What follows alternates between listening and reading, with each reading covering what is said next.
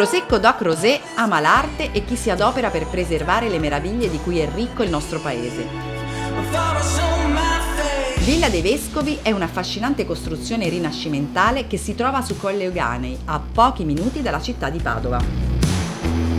Un tempo residenza estiva dei vescovi della città del Santo e oggi gestita e curata dal FAI. Questa è la sala delle figure all'antica, la sala più grande all'interno di Villa dei Vescovi e anche il luogo dove gli affreschi sono conservati in maniera migliore.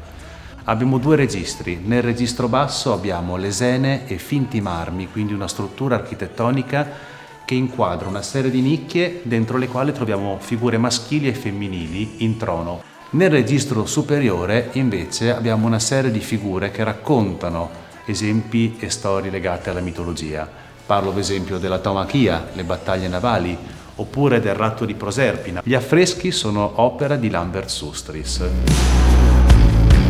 Da alcuni anni a Villa dei Vescovi è anche possibile soggiornare ed io ho voluto provare le emozioni di trascorrere una notte principesca.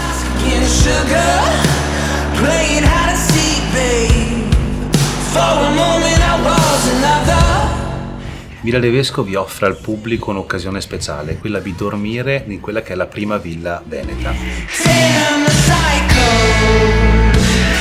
Siamo a Lubigliano di Torreglia, a meno di 30 minuti di macchina da Padova, immersi in quello che è un paesaggio bucolico cercato dai vescovi di Padova all'inizio del Cinquecento, quando progettano questa villa come residenza d'ozio.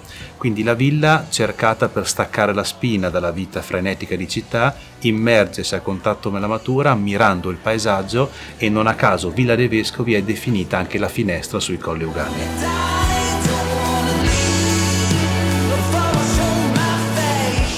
Tutto questo è un gioiello del FAI, Fondo Ambiente Italiano, una grande fondazione privata nata nel 1975 che ha la mission di recuperare, salvaguardare e proteggere il patrimonio storico-artistico ambientale italiano.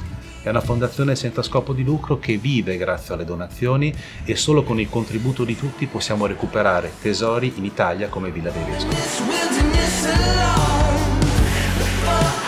Pensando alle scene bucoliche mi viene in mente la stanza del Putto qui a Villa dei Vescovi. Lambert Sustris affresca oltre alla stanza delle figure all'antica anche la stanza del Putto, e in primo piano abbiamo il nostro Putto che assaggia il chicco d'uvo bianco ed è un collegamento con il territorio. I Colli Euganei che sono votati alla coltivazione della vigna, ma lo stesso vigneto della villa che per circa 3 ettari circonda appunto Villa dei Vescovi.